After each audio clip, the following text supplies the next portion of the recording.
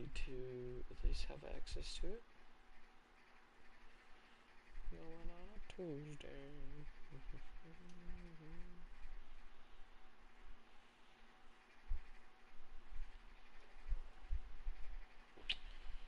The weather's pretty bad today. That'd be good.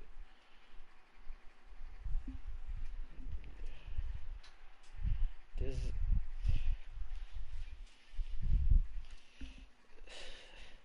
is that why they canceled the basketball game?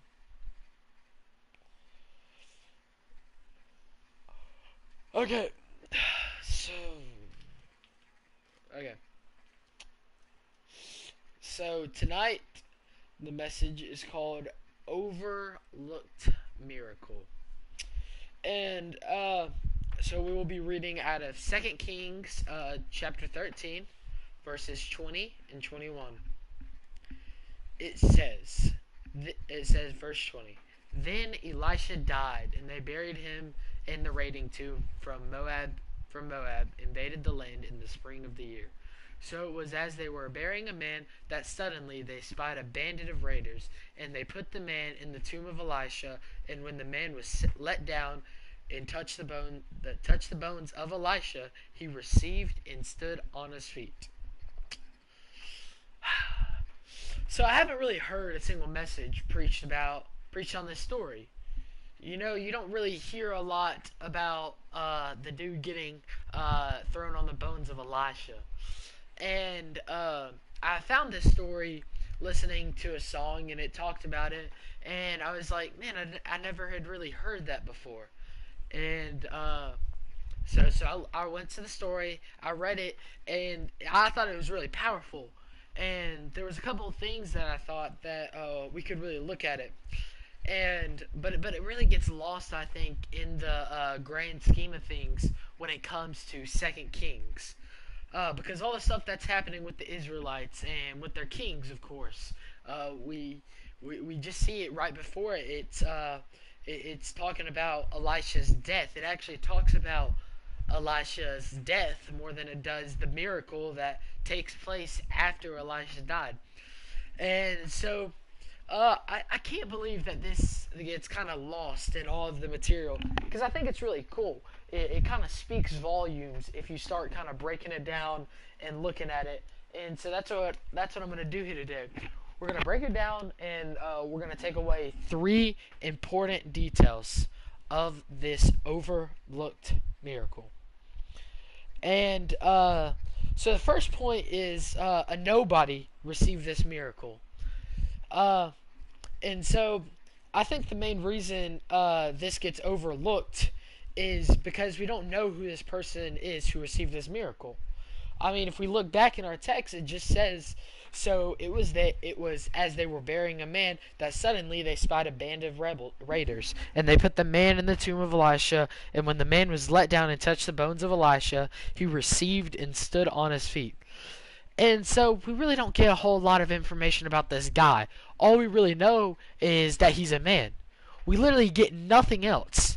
If this guy never gets mentioned again in the Bible, we don't know how old he was. I mean, he could have been a young man that died, and I don't know. He could have been an old man. But all we know is that he was a man. And so it's just kind of crazy that you think the Bible would focus more on the person that received this miracle. Most of the time throughout the Bible, when miracles take place, we see who it was, like blind Bartimaeus. The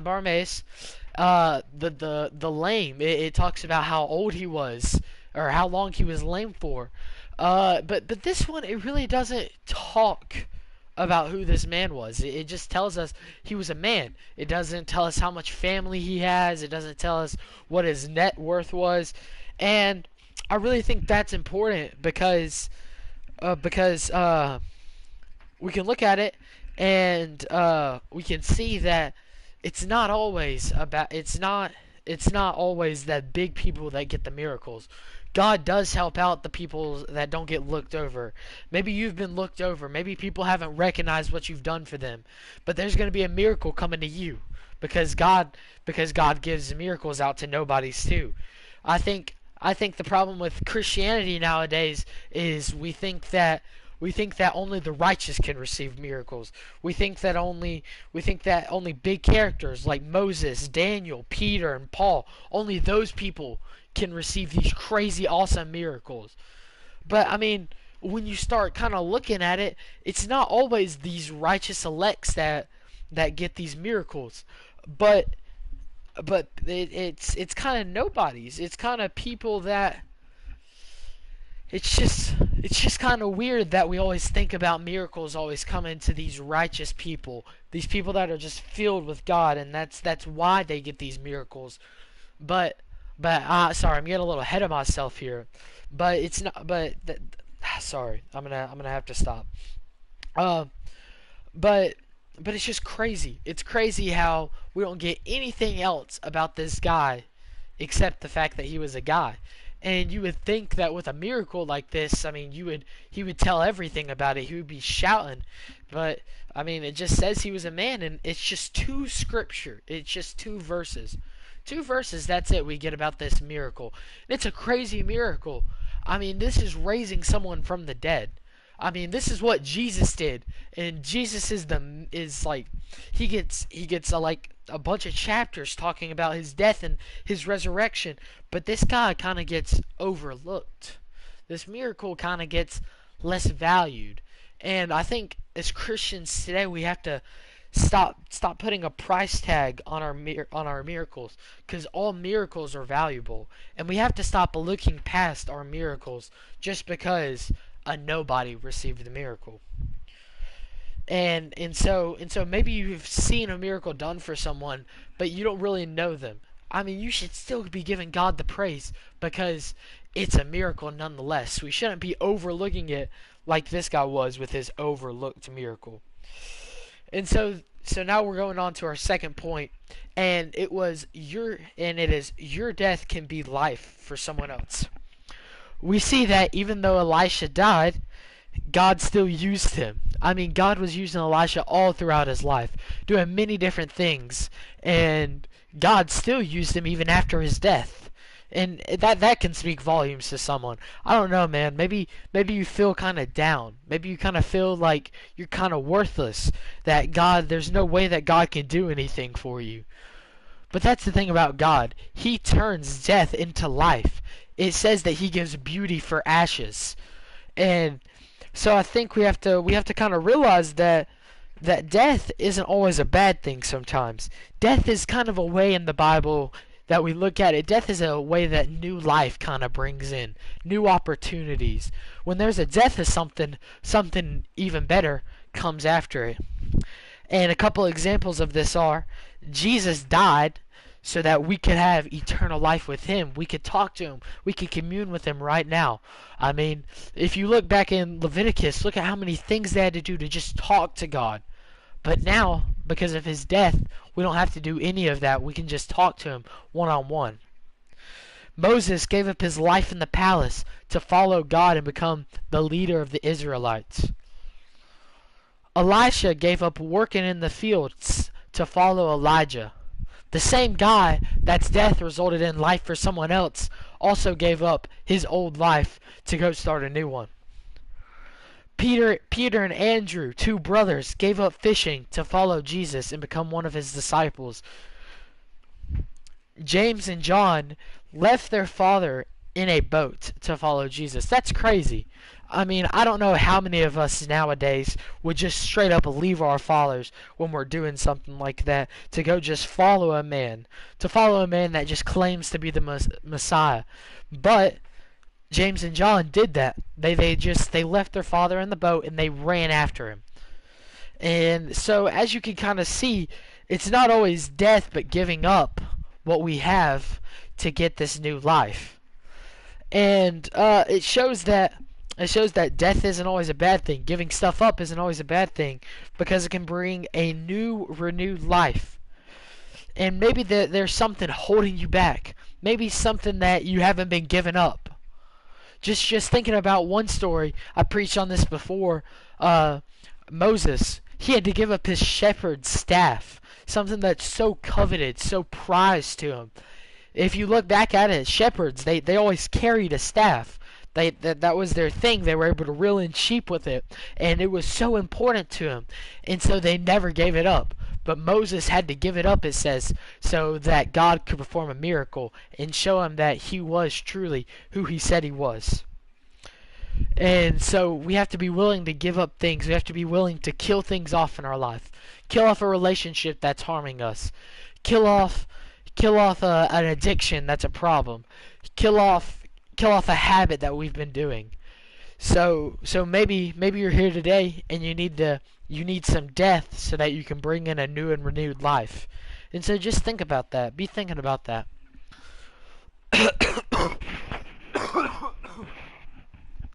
And so the last point is it's not about you. This one kind of goes back to the first well, actually, no. I'm sorry, I missed something. On that second point, if we actually look at it, there was some harm that was coming towards these guys' way that was burying this guy. It says, then Elisha died and they buried him, and the raiding tombs from Moab invaded the lands in the spring year. So it was as they were burying a man that suddenly they spied a band of raiders, and they put the man in the tomb of Elisha.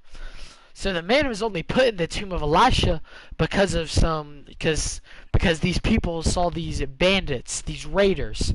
And so they got so scared, they just dropped him. They just threw him into the tomb of Elisha. And I think it's crazy because I don't think it was just a coincidence he was thrown on the tomb of Elisha.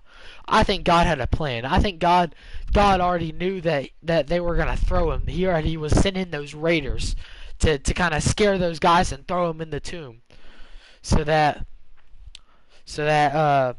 he was able to receive this miracle. And that kind of goes in point with our third point, is it's not about you. The last and final thing we can look from this overlooked miracle is the fact that it's not about you. A little bit more specifically, I mean, the miracle wasn't about who the guy was. We already talked about how this guy wasn't really much, right? We don't really know that much about him.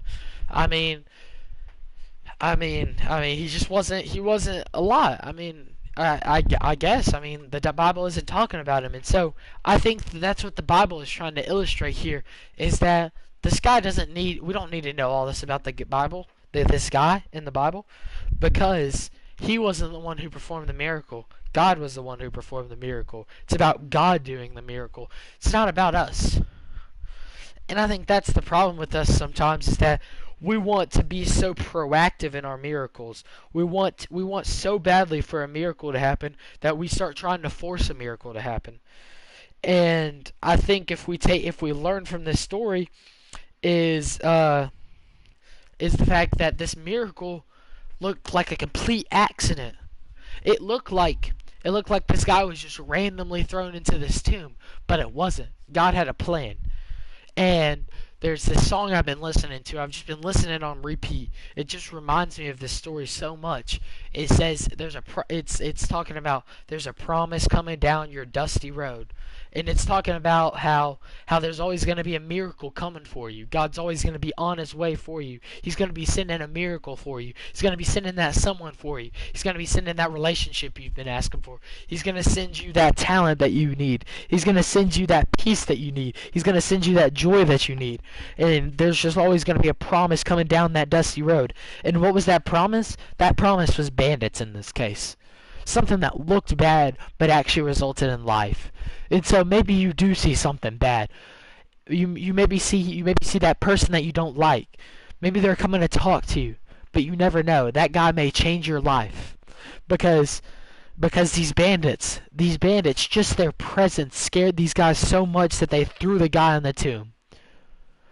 I mean, if that doesn't show you that bad things can be used for evil. It says, no weapon formed against me shall prosper. I mean, so just because you see something that's bad doesn't mean it's always going to turn out bad. Just know that sometimes these bad things that God's sending are going to be good things when they get up close. And so that's really all I have for tonight. Thank you for listening. Hope everybody has a good night. And we'll be back next week.